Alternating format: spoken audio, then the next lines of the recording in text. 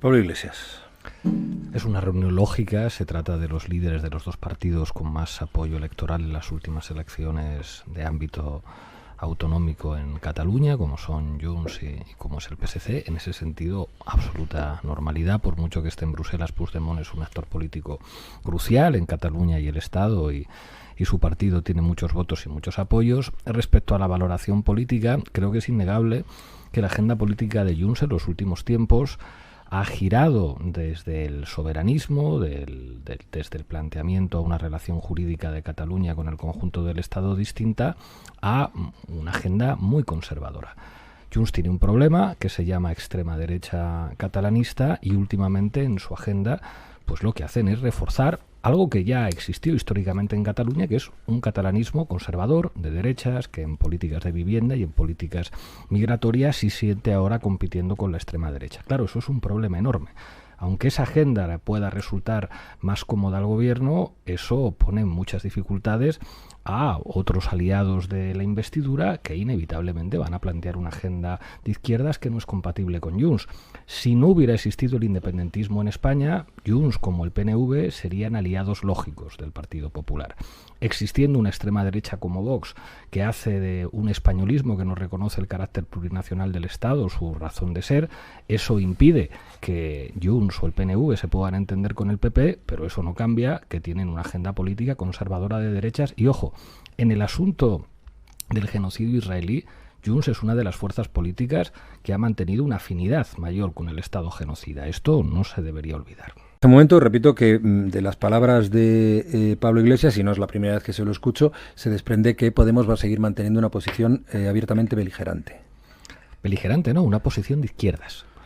Y es verdad que Podemos se puede quedar muy solo en esa posición de izquierdas. Yo escuché unas declaraciones de ayer o antes de ayer de Arnaldo Otegi, al que le tengo un enorme respeto, en la que decía básicamente lo siguiente: nosotros vamos a apoyar a este gobierno porque este gobierno es una oportunidad para redefinir la relación jurídica de Euskal Herria con el conjunto del Estado. Entiendo el planteamiento de los soberanistas vascos que dicen, miren, a nosotros las cuestiones de izquierdas nos importan, pero no es lo crucial para apoyar este gobierno. Si está este gobierno, nosotros y el PNV podemos conseguir más autogobierno, podemos avanzar hacia lo que nos gustaría, que es una relación que apunte hacia la confederalidad.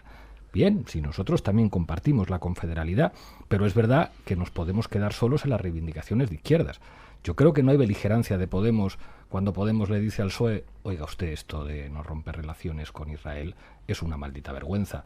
Que seamos el Estado europeo campeón en la compra de material a Israel, esto lo sabemos gracias a los trabajos de Olga Rodríguez, pues hombre, esto no es beligerancia, esto es ser de izquierdas.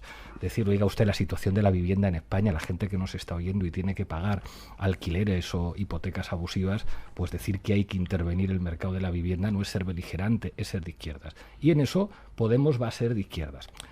Va a haber otros grupos de izquierdas que a lo mejor lo que dicen es como ya, pero lo que hay que hacer es apoyar al PSOE, haga lo que haga, porque si no viene Vox. Y yo creo que eso, aunque puede ser bien intencionado, aunque hay mucha gente de izquierdas que está aterrorizada ante la posibilidad de tener trampismo en España en el Consejo de Ministros, creo que es un error, porque lo que más facilita la llegada de Vox y del PP al gobierno es no abrir la ventana de Overton por el lado izquierdo. La única manera de frenar a la derecha en España es hacer políticas de izquierdas muy radicales. Es hacer lo que hace la derecha, pero al revés. La derecha no tiene complejos ni prejuicios a la hora de hacer política. Necesitamos una izquierda que adelante líneas ideológicas. Ese papel, digamos, de salvaguarda ideológica de la izquierda lo está jugando Podemos. Con más soledad de la que a Podemos le gustaría, pero yo creo que eso no es beligerancia, es ser de izquierdas. Pero eso no quiere decir que, llegando a un punto de acuerdo en ese tema, no queden otros. Entonces saldrá la vivienda y luego puede salir otro. Pero en todo caso, ahí cada grupo corre sus riesgos a la realidad, a la evidencia de que pueden llegar y tienen todos los mimbres o los datos demoscópicos ahora mismo para llegar al gobierno, la derecha y la ultraderecha. Entonces, se podrá retratar cada uno en el punto en el que se decide quién, digamos, pone palos en las ruedas o considera que no se puede, digamos, tragar, entre comillas, con el planteamiento que hagan el gobierno de coalición o una de las partes del gobierno de coalición. Esto va a ocurrir, yo creo que se va a poner sobre la mesa, y me parece que en el juego parlamentario y democrático es fundamental que ocurra esto. Ha usado Jesús una palabra muy interesante, la palabra retratar. si los presupuestos pudieran servir para retratar a los aliados del gobierno y eventualmente culpabilizar de que hubiera unas elecciones generales antes. Yo creo que en ese análisis de Maraña puede aparecer una intención del PSOE que a mí me parecería peligrosa. Yo he formado parte de un gobierno y cuando vas a presentar unos presupuestos generales del Estado, sobre todo llevando 2 años sin presentarlos y demostrando que se puede gobernar sin presupuestos, si tú quieres sacarlos adelante, compruebas que hay agua en la piscina. Eso quiere decir que haces una serie de reuniones discretas con los aliados antes de anunciar que vas a presentar los presupuestos. Eso ahora no está ocurriendo, por lo menos en la información que yo tengo con respecto a Podemos, pero con respecto a Esquerra Republicana y a Bildu también. El PSOE no está sondeando esos apoyos. Entonces, claro, a mí me parece terrible que el PSOE quiera elecciones. Decía Monsi una cosa que no es verdad. Podemos no quiere que haya elecciones ahora. Nadie en su sano juicio quiere elecciones cuando todas las encuestas, salvo el CIS, dicen que ganaría el PP y Vox. Claro que Podemos no quiere elecciones. Puedes querer elecciones cuando las encuestas dices que hay alguna posibilidad de que haya una correlación parlamentaria que te favorezca a tus intereses, a lo que representas, a tu programa. Yo creo que nadie de izquierdas puede querer que haya elecciones cuando las encuestas dicen que va a ganar Vox y el PP. Me preocupa que quien quiera elecciones sea el PSOE. Que digan, mira, pues en lugar de hacer elecciones por la cosa de Cerdán y de Ábalos, hacemos elecciones porque los de Podemos se han puesto muy brutos y no sacan adelante los presupuestos. Y leyendo las cosas que leo en El País o en algunos medios de comunicación, me da miedo que esa pueda ser la intención real del PSOE. Podemos estar dispuesto a negociar lo que haya que negociar. Lo que pasa es que alguien, cuando quiere sacar adelante unos presupuestos, te llama antes por teléfono, se sienta discretamente y dice, ¿qué necesitáis? Si lo que hacen es emplazarte y movilizar a sus periodistas afines para que digan Podemos mal o Podemos culpable, entonces a lo mejor es que quien quiere elecciones para perderlas es el PSOE. Puede haber... ¿Puede continuar la legislatura si Podemos decide no apoyar? Esta es la pregunta que parece que quieren formular algunos en el PSOE. Yo no sé por qué el año pasado los presupuestos no eran imprescindibles, el año anterior tampoco eran imprescindibles y de repente, justo cuando hay que prometer un gasto militar que pone a la izquierda contra las cuerdas a la hora de apoyar algo con lo que no está de acuerdo, pues le preguntaré a Óscar Puente qué piensa de la OTAN, si una organización liderada por Donald Trump nos está exigiendo que paguemos un 5%, nos está exigiendo que rompamos los contratos con Huawei, nos está exigiendo comprarles todo su material militar estratégico, y claro, decir, ahora precisamente, cuando tenemos los presupuestos del rearme, los presupuestos del gasto militar, ahora parece que el problema es que Podemos no va a aceptar el rearme o no va a aceptar que no se rompan relaciones con Israel. ¿Por qué es ahora imprescindible presentar los presupuestos y el año pasado no y el año anterior no? Y sobre todo, leamos la prensa. En la política, en estas sociedades mediáticas, lo que hacen los actores políticos es decirle a sus periodistas afines, que son independientes como todos, pero que tienen ideologías y compromisos, lo que conviene decir. El artículo de hoy en El País... Perdona, será a ti, Pablo. A mí nadie me dice lo que a mí tengo tampoco que me lo ha decir. dicho nunca nadie, ¿eh? Bueno, claro. Que estamos llegando a las 9 y no te preocupes, luego le preguntaré lo que haya que preguntarle a Óscar Puente. Y ahí... Es buena señal. Yo he dicho muchas veces que Óscar Puente me parece el mejor activo político del PSOE, entre otras cosas porque es uno de los pocos que ha entendido lo que representa la guerra cultural y las redes sociales como espacio político ineludible. La derecha lo tiene clarísimo. Cuando él llegaba aquí tú le preguntabas, ¿se siente usted en casa? Y él tenía que decir que no. Si esto ocurre cuando gobierna el PP, pues claro que la televisión pública se convierte en un brazo mediático de la derecha. Telemadrid es básicamente eso y la televisión española de Urdaci era básicamente eso. Y yo creo que Óscar eso lo ha entendido. Claro, ahí la pregunta es bueno que Óscar Puente diga esto es un genocidio, pero a partir de ahí creo que entonces no se entiende por qué el gobierno sigue comprando material militar a Israel y por qué no se rompen relaciones. Ojo, la excusa, lo que respondería un ministro si preguntas esto es como, bueno, esto lo tenemos que hacer todos los europeos. No, mire, en Europa gobiernan fuerzas prosionistas.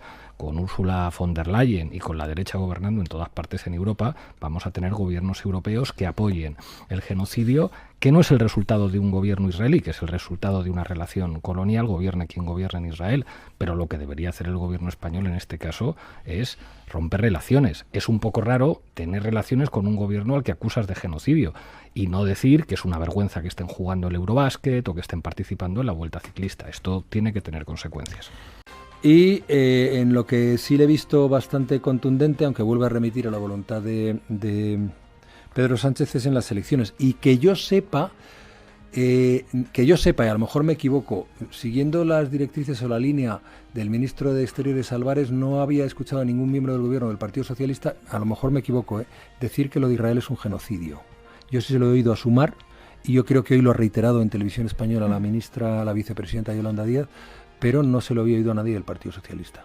Porque es verdad que hasta ahora el término genocidio lo habíamos escuchado sobre todo de boca de ministros de Sumar, ¿no? De Bustinduy, por ejemplo, y se armó un verdadero carajal cuando lo dijo, y con amenazas del gobierno israelí contra el español.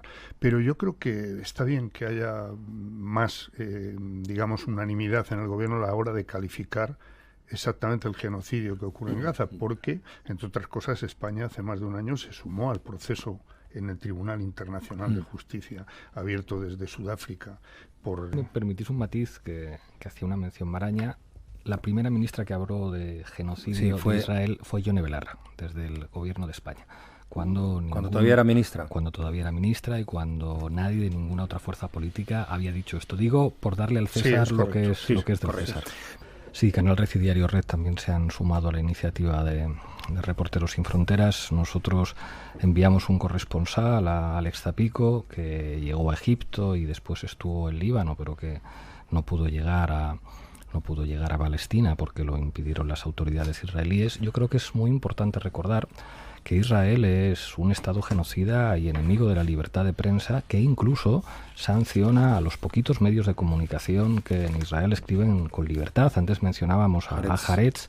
Es un periódico liberal, progresista, que ha sido sancionado por utilizar la palabra genocidio, y creo que por parte de la profesión tiene que haber un compromiso por defender algo que es condición de posibilidad de que la gente pueda hacerse un juicio libre sobre lo que está ocurriendo, y es que dejen a los periodistas informar. Pero al mismo tiempo es perfectamente lógico que desde su perspectiva militar los periodistas sean para Israel mucho más peligrosos que la resistencia armada palestina. En este momento lo que más daño hace a Israel es que se puede asistir en directo al genocidio. Todas esas imágenes que nos llegan de Gaza nos hablan de lo que representa Israel y ponen en una situación enormemente incómoda a los países occidentales que siguen apoyándole. El periodismo ahora mismo hace más daño a Israel que otros actores, incluso armados, que se enfrentan al colonialismo, y precisamente por eso hay que defenderlo y hay que protegerlo. Hoy he puesto en valor